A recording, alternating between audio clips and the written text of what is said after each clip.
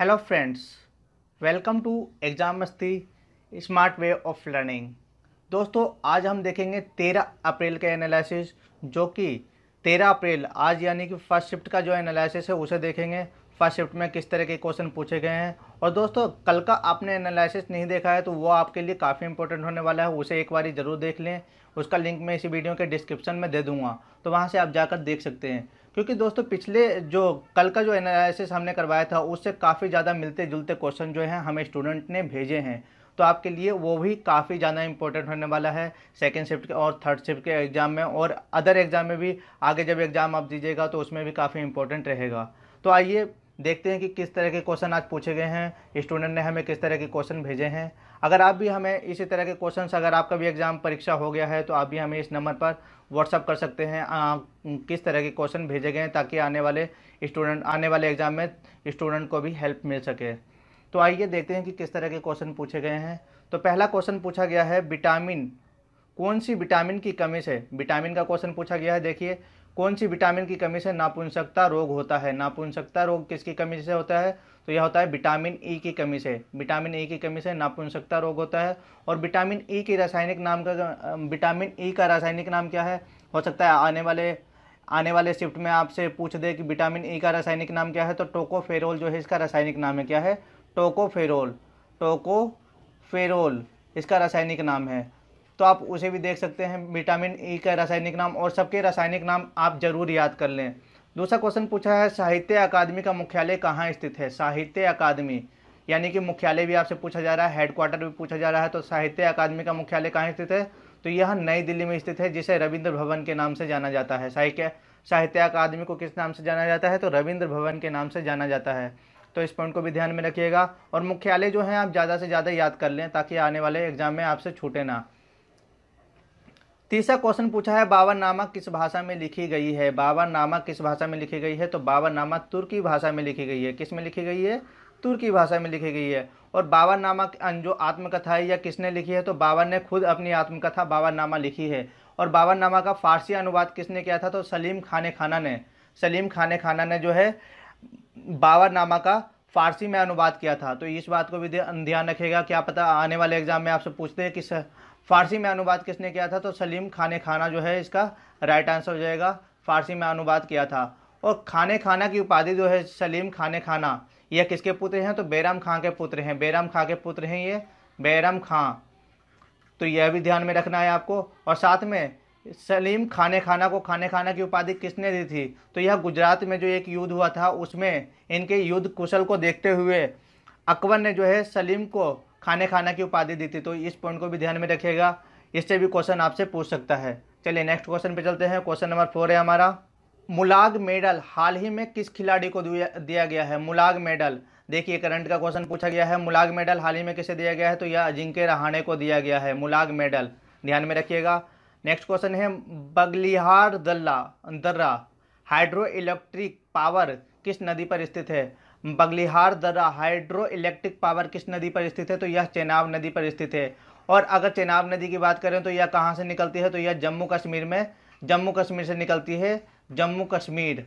तो जम्मू कश्मीर के जितने भी दर्रे हैं उसे याद कर लें, क्योंकि इससे एक या दो क्वेश्चन हर बारी पूछे जा रहे हैं। आपके एक या दो क्वेश्चन इससे बनते हैं, किसी भी शिफ्ट में पूछ सकता है। तो जम्मू कश्मीर के जितने भी दर्रे हैं उसे याद कर लें। नेक्स्ट क्वेश्चन है, कनाडा की राजधानी क्या है? कनाडा की राजधानी क्या है? ओटावा। कनाडा की राजधानी क्या है? ओटावा। तो इससे आप जितने भी देश की राजधानी है उन्हें भी याद कर लें, ताकि कोई भी क्वेश्चन आपसे छूटे ना। चलिए नेक्स्ट क्वेश्चन पे चलते हैं। क्वेश्चन नंबर 7 है हमारा, राष्ट्रपति किस अनुच्छेद के तहत अध्यादेश जारी कर सकता है? राष्ट्रपति जो है किस अनुच्छेद के तहत अध्यादेश जारी करने की शक्ति मिलती है इसको? तो अनुच्छेद 123, आर्टिकल 123 में जो है राष्ट्रपति को अध्यादेश जारी करने की शक्ति है। अगर बात करें इससे रिलेटेड तो 213, 123 को अगर पलट दें तो 213 बनता है, 213 123 213 अध्यादेश जारी करने की शक्ति है गवर्नर को अध्यादेश जारी करने की शक्ति है अनुच्छेद 213 में। और 124 की अगर बात करें तो 124 में सुप्रीम कोर्ट को अध्यादेश जारी करने की शक्ति है। और अगर इसी को घुमा दें तो 214 में हाई कोर्ट को अध्यादेश जारी करने की शक्ति मिलती है। तो इस पॉइंट को भी ध्यान में रखिएगा, आने वाले एग्जाम में इनसे भी क्वेश्चन पूछ सकता है। चलिए नेक्स्ट क्वेश्चन पे चलते हैं। कंबाला खेल किस राज्य से संबंधित है? कंबाला कंबाला खेल किस राज्य से संबंधित है? तो यह कर्नाटक राज्य से संबंधित है।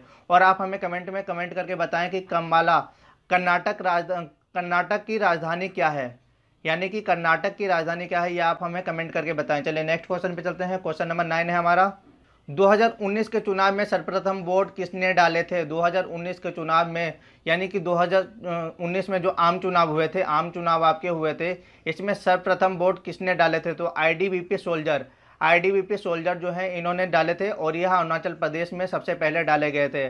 दोस्तों ये काफ़ी टफ क्वेश्चन पूछा गया है, 2019 से क्वेश्चन पूछा गया है, तो आपको करंट अफेयर्स पे भी ध्यान देना है, 2019 के भी क्वेश्चन पूछे जा रहे हैं। चलिए नेक्स्ट क्वेश्चन पे चलते हैं। अनटोल्ड स्टोरी पुस्तक किसने लिखी है? अनटोल्ड स्टोरी पुस्तक के लेखक कौन है? तो यह हो जाएंगे अब्दुल कलाम आज़ाद। अब्दुल कलाम आज़ाद जो है इसके राइट आंसर हो जाएंगे। अब्दुल कलाम आज़ाद ने जो है अनटोल्ड स्टोरी पुस्तक लिखी है। चलिए नेक्स्ट क्वेश्चन पे चलते हैं। दूसरा गोलमेज सम्मेलन कब हुआ था? दूसरा गोलमेज सम्मेलन कब हुआ था? तो 1931 में जो है दूसरा गोलमेज सम्मेलन हुआ था, और दूसरे गोलमेज सम्मेलन में ही गांधी जी ने भाग लिया था। किसमें? कांग्रेस का प्रतिनिधित्व किया था गांधी जी ने, और द्वितीय गोलमेज सम्मेलन में ही भाग लेने वाले थे।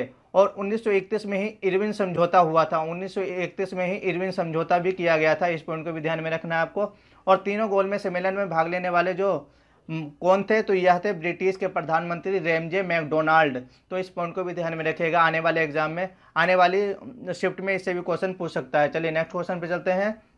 लियोन मेसी किस देश से हैं? लियोन मेसी किस देश से हैं? तो यह अर्जेंटीना से बिलोंग करते हैं। लियोन मेसी यह एक खिलाड़ी हैं, और इनसे क्वेश्चन पूछा गया है कि लियोन मेसी किस देश से हैं? तो यह अर्जेंटीना से बिलोंग करते हैं, और यह साउथ अफ्रीका में अर्जेंटीना पड़ता है।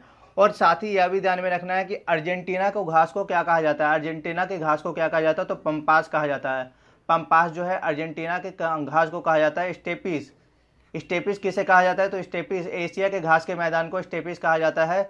और यह भी पॉइंट ध्यान में रखने हैं, ये दोनों से भी क्वेश्चन पूछ सकते हैं, क्योंकि इनसे पहले भी क्वेश्चन पूछे गए हैं। अर्जेंटीना के घास को पंपास, और एशिया के घास के मैदान को स्टेपिस कहा जाता है, या रसिया के घास के मैदान को भी स्टेपिस ही कहा जाता है। चलिए नेक्स्ट क्वेश्चन पे चलते हैं। अगस्त क्रांति के दौरान अंग्रेजों ने कौन सा आंदोलन चलाया था? यानी कि अगस्त क्रांति जो हुआ था उस समय जो भारत छोड़ो आंदोलन जो चला था, उस समय कौन सा आंदोलन चलाया गया था? तो ऑपरेशन जीरो आवर 9 अगस्त 1942 को चलाया गया था, ऑपरेशन जीरो आवर। तो इस पॉइंट को ध्यान में रखना है। साथ में यह भी ध्यान में रखना है कि भारत छोड़ो आंदोलन कब चलाया गया था? तो 8 अगस्त 1942 को चलाया गया था। 8 अगस्त 1942 को भारत छोड़ो आंदोलन चलाया गया था। तो इस पॉइंट को ध्यान में रखिएगा। चलिए नेक्स्ट क्वेश्चन पे चलते हैं। एशियाई बैंक की स्थापना कब की गई थी? एशियाई बैंक की स्थापना कब की गई थी? तो एशियाई बैंक एडीबी का मुख्यालय कहाँ स्थित है? तो एडीबी का मुख्यालय फिलीपींस में स्थित है, और इसकी स्थापना कब की गई थी? तो 19 दिसंबर 1966 को की गई थी। इस पॉइंट को ध्यान में रखिएगा, यानी कि आपसे मुख्यालय भी पूछे जा रहे हैं और उसकी स्थापना कब की गई थी ये भी पूछा जा रहा है। तो इस पॉइंट को ध्यान में रखिएगा, वेरी वेरी इंपॉर्टेंट है। चलिए नेक्स्ट क्वेश्चन पे चलते हैं। क्वेश्चन नंबर 15 है हमारा। क्वेश्चन नंबर 15 है, 0 डिग्री चैनल किसको अलग करता है? 10 डिग्री चैनल किसको अलग करता है? 10 डिग्री चैनल अंडमान निकोबार द्वीप समूह को अलग करता है। 10 डिग्री चैनल अंडमान निकोबार द्वीप समूह को अलग करता है। इस पॉइंट को ध्यान में रखिएगा। चलिए नेक्स्ट क्वेश्चन पे चलते हैं। 17वीं समांतर रेखा, दोस्तों कल पूछा गया था 49वीं समांतर रेखा, आज पूछा गया 17वीं समांतर रेखा। 17वीं समांतर रेखा किसको अलग करती है? 17वीं समांतर रेखा दक्षिणी वियतनाम और उत्तरी वियतनाम को अलग करती है। और देखिए यहाँ से 10 डिग्री चैनल भी पूछा गया है। इससे पहले शायद कल फर्स्ट शिफ्ट में भी 9 डिग्री चैनल के बारे में पूछा गया था। तो इस तरीके के क्वेश्चन पूछे जा रहे हैं, तो इन्हें याद कर लें, ये दोनों काफ़ी इंपॉर्टेंट हो जाते हैं आपके लिए।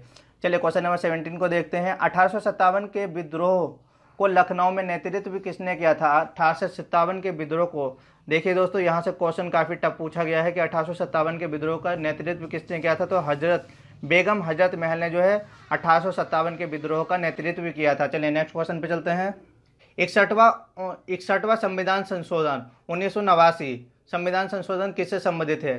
तो यह 21 वर्ष से 21 वर्ष की आयु से घटा करके 18 वर्ष की आयु किया गया था, जो कि वोट देने का अधिकार प्राप्त किया गया था। किसमें? 18 वर्ष की आयु में देने का अधिकार प्राप्त किया गया था। 61वां संविधान संशोधन 1989 में।